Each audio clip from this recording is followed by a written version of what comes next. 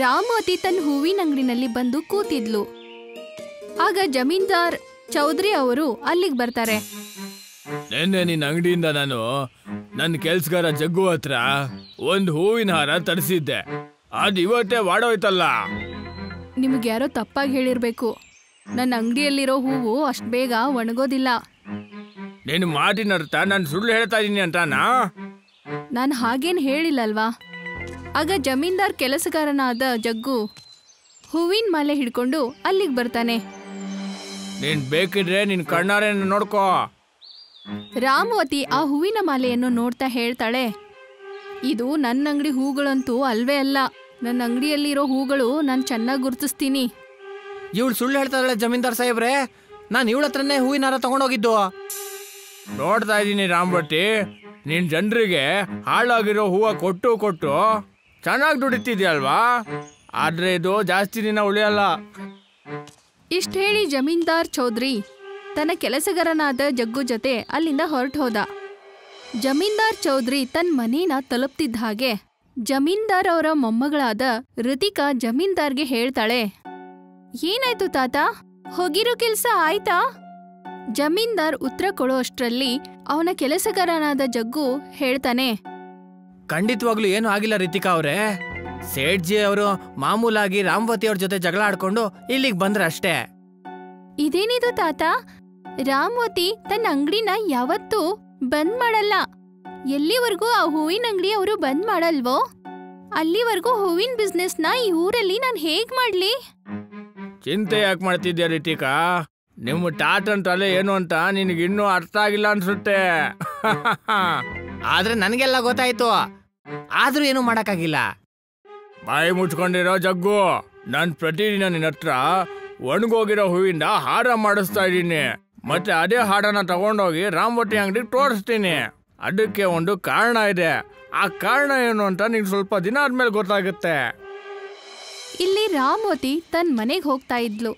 ಆಗ ತನ್ನ 15 ವರ್ಷದ ಮಗಳಾದ ಸಾಕ್ಷಿ ರಾಮವತಿಗೆ ಹೇಳ್ತಾಳೆ, ಏನಾಯ್ತು ಅಮ್ಮ, ನೀವು ಯಾಕಿಷ್ಟೊಂದು ಬೇಜಾರಲ್ಲಿದ್ದೀರಾ? ನಾನು ಏನಂತ ಹೇಳಿ ಮಗಳೇ, ಯಾವಾಗ್ಲೂ ತರ ಆ ಜಮೀನ್ದಾರ್ ಚೌಧರಿ ಅವರು ಇವತ್ತು ಕೂಡ ಯಾರ್ದೋ ಹೂವಿನ ಅಂಗಡಿಯ ಮಾಲೆಯನ್ನ ನನ್ನ ಹತ್ರ ತಂದಿದ್ರು. ಮತ್ತೆ ಬೈದ್ರು. ನನ್ಗೇನನ್ನಿಸ್ತಿದೆ ಅಂದ್ರೆ ಅವ್ರು ನಮ್ಮ ವಿರುದ್ಧ ಏನೋ ಪ್ಲಾನ್ ಮಾಡ್ತಿದ್ದಾರೆ ಅಂತ. ನಾವು ಸಕ್ಸಸ್ ಆಗೋದು ಅವ್ರಿಗಿಷ್ಟ ಇಲ್ಲ ಅನ್ಸುತ್ತೆ ಅಮ್ಮ. ಅವ್ರು ಇಷ್ಟೊಂದು ದೊಡ್ಡ ಜಮೀನ್ದಾರರು, ನಾನೊಬ್ಳು ಚಿಕ್ಕ ಹೂವಿನ ಅಂಗಡಿ ನಡೆಸೋ ಪಾಪದವಳು. ಅಂಥದ್ರಲ್ಲಿ ಅವ್ರು ನನ್ನ ವಿರುದ್ಧ ಏನ್ ಪ್ಲಾನ್ ಮಾಡ್ಬೋದು? ನೀನೊಬ್ಳು ಸಾಕ್ಷಿ, ಏನೇನೋ ಯೋಚನೆ ಮಾಡ್ತಾ ಇರ್ತೀಯ. ಮಾರನೇ ದಿನ ಜಮೀನ್ದಾರ್ ಚೌಧರಿ ಅವರು ಪ್ರತಿದಿನದ ಹಾಗೆ ತನ್ನ ಕೆಲಸಗಾರನಾದ ಜಗ್ಗು ಜೊತೆ ಊರ್ನಲ್ಲಿರೋ ದೇವಸ್ಥಾನಕ್ಕೆ ಹೋದ್ರು. ಚೌಧರಿ ಸಾಹೇಬ್ರೆ, ನೀವು ಪ್ರತಿ ಸಲದ ಹಾಗೆ ಈ ಸಲ ಯಾಕೆ ಪೂಜೆಗೆ ಹೂವ ತಗೊಂಡ್ ಬಂದಿಲ್ಲ? ಅಯ್ಯೋ ಕ್ಷಮಿಸ್ಬಿಡಿ ಪೂಜಾರಿಗಳೇ, ಮರ್ತೋಗಿತ್ತು. ಈಗ್ಲೇ ತರಿಸ್ಕೊಡ್ತೀನಿ. ಅಷ್ಟ ಹೇಳಿ ಚೌಧರಿ ಜಗ್ಗು ಹತ್ರ ಹೇಳ್ತಾರೆ, ಜಗ್ಗು, ಆದಷ್ಟು ಬೇಗ ಹೋಗಿ ರಾಮವತಿ ಅಂಗಡಿಯಲ್ಲಿ ಹೂವ ತಗೊಂಡ್ ಬಾ, ಪೂಜೆ ಶುರು ಆಗ್ಬಿಡುತ್ತೆ. ಜಗ್ಗು ಅಲ್ಲಿಂದ ಹೊರಟು ಹೋದ. ಸ್ವಲ್ಪ ಹೊತ್ತಾದ್ಮೇಲೆ ಒಣಗಿದ ಹೂವಿನ ಮಾಲೆಯನ್ನ ತಗೊಂಡ್ ಬರ್ತಾನೆ. ಜಮೀನ್ದಾರ್ ಚೌಧರಿ ಮುಂದೆ ಬಂದು ನಿಂತ್ಕೊಳ್ತಾನೆ. ಆ ಹೂವಿನ ಮಾಲೆ ಕಂಡು ಜಮೀನ್ದಾರ್ ಚೌಧರಿಗೆ ತುಂಬಾನೇ ಕೋಪ ಬಂದು ಪೂಜಾರಿ ಕಡೆಗೆ ನೋಡ್ತಾನೆ. ನೀವು ನೋಡ್ತಾ ಇದೀರಾ ಪೂಜಾರಿಗಳೇ, ರಾಮವತಿ ಎಂತ ಕೆಟ್ಟ ಕೆಲಸ ಮಾಡ್ತಾ ಇದ್ದಾಳೆ ಅಂತ. ನಾನ್ ಯಾವಾಗ್ಲೂ ಹೂವಿನ ಹಾರ ರಾಮವತಿ ಅಂಗಡಿ ನನ್ನ ತರಿಸೋದು. ಮತ್ತೆ ಅವಳು ಹೂವು ಮಾರನೇ ದಿನ ಬಾಡ್ ಹೋಗಿರುತ್ತೆ. ಆದ್ರೆ ಇವತ್ತಂತೂ ಮಿಟಿ ಹೋಯ್ತು. ದೇವಸ್ಥಾನಕ್ಕೂ ಕೂಡ ಅವಳು ಬಾಡೋಗಿರೋ ಹೂವೇ ಕಳಿಸಿದಾಳೆ. ಅದು ಅಪಶಕುನ ಅಲ್ವಾ? ನೀವು ಸರಿಯಾಗಿ ಹೇಳ್ತಿದ್ದೀರಾ ಚೌಧರಿ ಸಾಹೇಬ್ರೆ. ರಾಮವತಿ ಅಂತೂ ತುಂಬಾ ತಪ್ಪು ಕೆಲಸ ಮಾಡಿದಾಳೆ. ಪೂಜಾರಿಗಳೇ, ಊರಲ್ಲಿರೋ ಎಲ್ಲಾ ಜನರು ನಿಮ್ ಮಾತನ್ನ ಕೇಳ್ತಾರೆ. ನೀವ್ ಈ ಕೂಡ್ಲೆ ರಾಮವತಿನ ಈ ಊರಿಂದ ಓಡಿಸ್ಬಿಡಿ. ಒಂದ್ ವೇಳೆ ದೇವ್ರಿಗೇನಾದ್ರೂ ಕೋಪ ಬಂದ್ರೆ ಇಡೀ ಊರೇ ನಾಶ ಆಗ್ಬಿಡುತ್ತೆ. ಇದನ್ ಕೇಳಿಸ್ಕೊಂಡು ಪೂಜಾರಿ ದೇವಸ್ಥಾನದಲ್ಲಿರೋ ಜನರಿಗೆ ಹೇಳ್ತಾರೆ, ಬನ್ನಿ ಎಲ್ರೂ ರಾಮವತಿ ಅಂಗಡಿ ಹೋಗೋಣ ಬನ್ನಿ.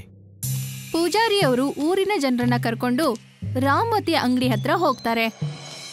ಏನಾಯ್ತು ಪೂಜಾರಿ ಅವರೇ, ಎಲ್ರೂ ಯಾಕೆ ನನ್ನನ್ನ ಇಷ್ಟೊಂದು ಕೋಪದಿಂದ ನೋಡ್ತಾ ಇದ್ದೀರಾ? ರಾಮವತಿ, ನೀನು ಬಾಡೋಗಿರೋ ಹೂನ ಯಾಕೆ ಮಾರ್ತಾ ಇದೀಯಾ? ಅಲ್ಲ, ನಿನಗಿಷ್ಟು ಧೈರ್ಯ ಇದ್ರೆ ದೇವಸ್ಥಾನಕ್ಕೂ ಕೂಡ ಹಾಳಾಗಿ ಬಾಡೋಗಿರೋ ಹೂನ ಕಳಿಸ್ತಾ ಇದೆಯಲ್ಲ.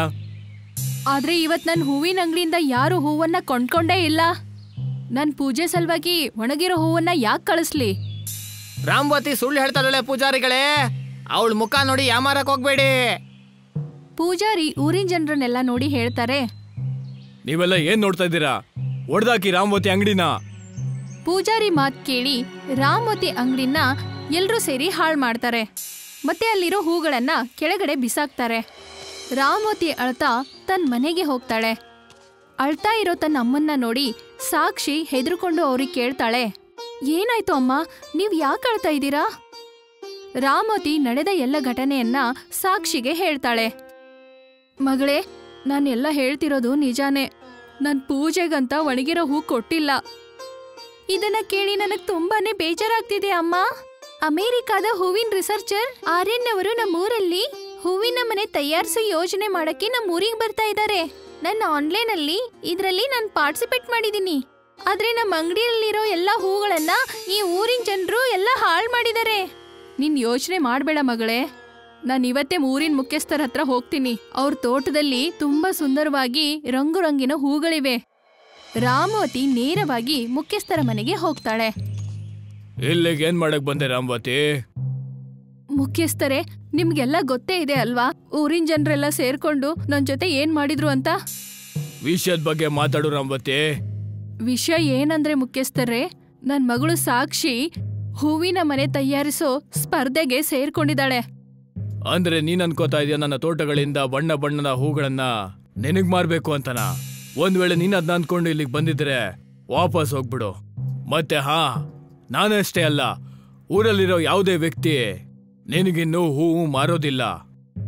ರಾಮವತಿ ನಿರಾಶೆಯಿಂದ ಅಲ್ಲಿಂದ ವಾಪಸ್ ಹೋಗ್ತಾಳೆ. ಇಲ್ಲಿ ರಿತಿಕಾ ತನ್ನ ತಾತನಾದ ಚೌಧರಿ ಅವ್ರ ಹತ್ರ ಹೇಳ್ತಾಳೆ, ವಾವ್ ತಾತ, ನೀವಂತೂ ಅದ್ಭುತ ಮಾಡಿದ್ರಿ. ನಾನ್ ನಿನಗೆ ಹೂವಿನ ವ್ಯವಸಾಯ ಮಾಡೋ ದಾರಿನ ಸುಲಭ ಮಾಡ್ಕೊಟ್ಟೆ ರಿತಿಕಾ. ಆದ್ರೆ ನನ್ ಮಟ್ಟು ಗಮನ ಇಟ್ಕೊಳ್ಳು. ನಾಡಿದ್ದು ಪ್ರೊಫೆಸರ್ ಆರ್ಯನ್ ಅವರು ನಮ್ಮ ಊರಿಗೆ ಒಂದು ಸ್ಪರ್ಧೆ ಏರ್ಪಡಿಸ್ತಾರೆ. ಆ ಸ್ಪರ್ಧೆಯಲ್ಲಿ ಹೂವಿನ ಮನೆ ಕಟ್ಬೇಕಾಗತ್ತೆ. ನೀನು ಆ ಸ್ಪರ್ಧೆಯಲ್ಲಿ ಭಾಗವಹಿಸು. ನನಗ್ ನಂಬಿಕೆ ಇದೆ ನೀನ್ ಗೆದ್ದೆ ಗೆಲ್ತೀಯ ಅಂತ. ಮತ್ ಅದಾದ್ಮೇಲೆ ನಿನ್ ವ್ಯವಸಾಯ ತುಂಬಾ ಅಂದ್ರೆ ತುಂಬಾ ಚೆನ್ನಾಗಿ ನಡೆಯುತ್ತೆ. ತಾತ, ನನ್ನ ಆನ್ಲೈನ್ ಅಲ್ಲಿ ಆ ಸ್ಪರ್ಧೆಗೆ ಪಾರ್ಟಿಸಿಪೇಟ್ ಮಾಡಿದೀನಿ. ಇಲ್ಲಿ ಸಾಕ್ಷಿ ತನ್ನ ಅಮ್ಮ ಬೇಜಾರ್ ಮಾಡ್ಕೊಂಡಿದ್ದನ್ನ ಕಂಡು ಎಲ್ಲವನ್ನ ಅರ್ಥ ಮಾಡ್ಕೊಳ್ತಾಳೆ. ಮಾರನೇ ದಿನ ಸಾಕ್ಷಿ ಅಳ್ತಾ ಇರೋದನ್ನ ನೋಡಿ ಅವ್ರ ಅಮ್ಮ ಹೇಳ್ತಾರೆ, ಅಳಬೇಡ ಮಗಳೇ, ದೇವ್ರ ಮೇಲೆ ನಂಬಿಕೆ ಇಡು, ಆಯ್ತಾ?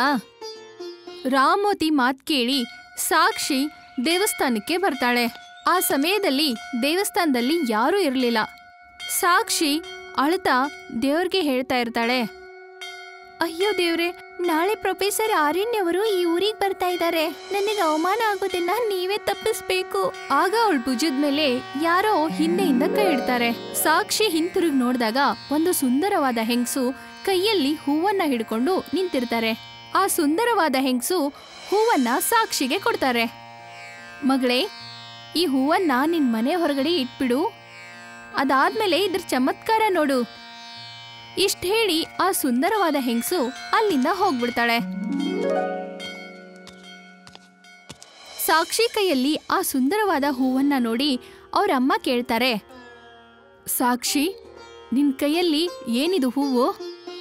ಸಾಕ್ಷಿ ನಡೆದ ಘಟನೆಗಳನ್ನ ಅಮ್ಮನ್ಗೆ ತಿಳಿಸ್ತಾಳೆ.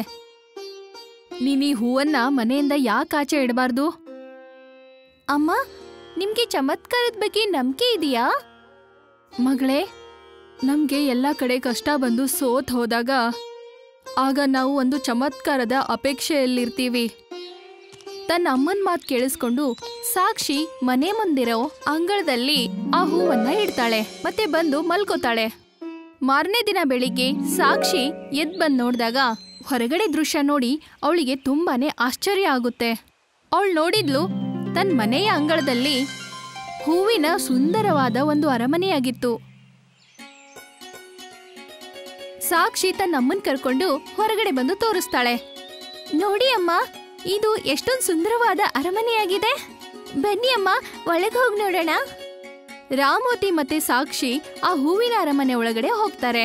ಆ ಅರಮನೆ ಒಳಗಡೆ ಪ್ರತಿಯೊಂದು ವಸ್ತುವು ಹೂವಿನದಾಗಿರುತ್ತೆ. ಇಲ್ಲಿ ಪ್ರೊಫೆಸರ್ ಆರ್ಯನ್ ಊರಿಗೆ ಬಂದ್ಬಿಟ್ಟಿರ್ತಾರೆ. ಅವರು ಸ್ಪರ್ಧೆ ಅನುಸಾರವಾಗಿ ಇಲ್ಲಿ ಋತಿಕಾ ಹೂವಿನ ಅರಮನೆಯನ್ನ ನೋಡಿ ಹೇಳ್ತಾರೆ, ನೀನು ಹೂವಿಂದ ತುಂಬಾ ಚೆನ್ನಾಗಿ ಮನೆ ಕಟ್ಟಿದ್ಯಾ ರಿತಿಕಾ. ಅಚಾನಕ್ ಆಗಿ ಪ್ರೊಫೆಸರ್ಗೆ ಏನೋ ಒಂದು ನೆನ್ಪಾಗುತ್ತೆ. ಅವರು ಜಮೀನ್ದಾರ್ ಚೌಧರಿ ನೋಡಿ ಹೇಳ್ತಾರೆ, ಇನ್ನೊಂದು ಹುಡುಗಿ ಆನ್ಲೈನ್ ಅಲ್ಲಿ ಫಾರ್ಮ್ ಫಿಲ್ ಅಪ್ ಮಾಡಿದ್ಲು, ಅವಳೆಲ್ಲೂ ಕಾಣಿಸ್ತಾ ಇಲ್ವಲ್ಲ. ಅವಳ ಹೆಸರು ನೆನ್ಪಾಯ್ತು, ಅವಳ ಹೆಸರು ಸಾಕ್ಷಿ ಅಂತ. ಅಯ್ಯೋ, ನೀವು ಹೋಗಿ ಹೋಗಿ ಯಾರ ಹೆಸರು ತಗೋತಾ ಇದ್ದೀರಾ? ಬಹುಶಃ ಅವಳು ಹೆದರ್ಕೊಂಡು ಬಂದಿಲ್ಲ ಅನ್ಸುತ್ತೆ. ಇದು ನನಗೆ ಅವಮಾನ.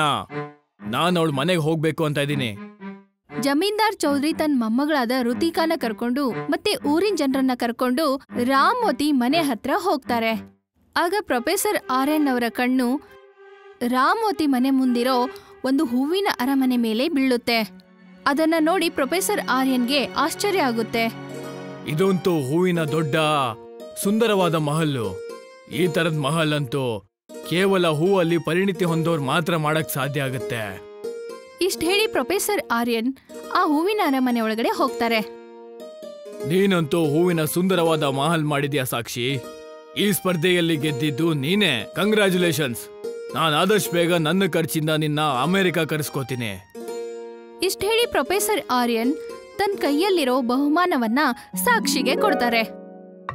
ಇದನ್ನ ನೋಡಿ ಜಮೀನ್ದಾರ್ ಚೌಧರಿ ಮತ್ತೆ ಋತಿಕಾ ಮುಖ ಬಾಡ ಹೋಗುತ್ತೆ. ಅಲ್ಲಿ ರಂಗು ರಂಗಿನ ಬೆಳಕಿನ ಕಿರಣಗಳ ಜೊತೆಗೆ ಅದೇ ದೇವಸ್ಥಾನದ ಸುಂದರವಾದ ಹೆಂಗಸು ಅಲ್ಲಿ ಪ್ರತ್ಯಕ್ಷ ಆಗ್ತಾಳೆ. ಇದನ್ನ ನೋಡಿ ಊರಿನ ಜನರಿಗೆ ಆಶ್ಚರ್ಯ ಆಗುತ್ತೆ. ರಾಮವತಿ ನಿರಪರಾಧಿ. ಇದೆಲ್ಲ ತಪ್ಪಾಗಿದ್ದು ಜಮೀನ್ದಾರ್ ಚೌಧರಿ ಮತ್ತೆ ಅವನ ಕೆಲಸಗಾರನಾದ ಜಗ್ಗು ಇಂದ. ಚೌಧರಿ ಅವರು ತಮ್ಮ ಮೊಮ್ಮಗಳಿಗೆ ಹೂವಿನ ವ್ಯಾಪಾರ ಮಾಡಿಸ್ಬೇಕು ಅನ್ಕೊಂಡಿದ್ರು. ಅದಕ್ಕೋಸ್ಕರ ಅವರು ರಾಮವತಿ ಅಂಗಡಿನ ಬಂದ್ ಮಾಡ್ಬೇಕು ಅನ್ಕೊಂಡಿದ್ರು. ಅದಕ್ಕೆ ರಾಮವತಿ ವಿರುದ್ಧವಾಗಿ ಸಂಚು ರೂಪಿಸಿದ್ರು. ಇದನ್ನ ಕೇಳಿ ಜಮೀನ್ದಾರು ಮತ್ತೆ ಋತಿಕಾಗೆ ಜನರು ಬೈದ್ರು. ಜಮೀನ್ದಾರ್ ಚೌಧರಿ ಮತ್ತೆ ಕೆಲಸಗಾರನಾದ ಜಗ್ಗು, ಋತಿಕಾ ಅದೇ ದಿನ ಆ ಊರ್ ಬಿಟ್ಟು ಹೊರಟು ರಾಮವತಿ ಮತ್ತೆ ಸಾಕ್ಷಿ ಈಗ್ಲೂ ಕೂಡ ಆ ಹೂವಿನ ಅರಮನೆಯಲ್ಲೇ ವಾಸ ಮಾಡ್ತಾ ಇದ್ದಾರೆ.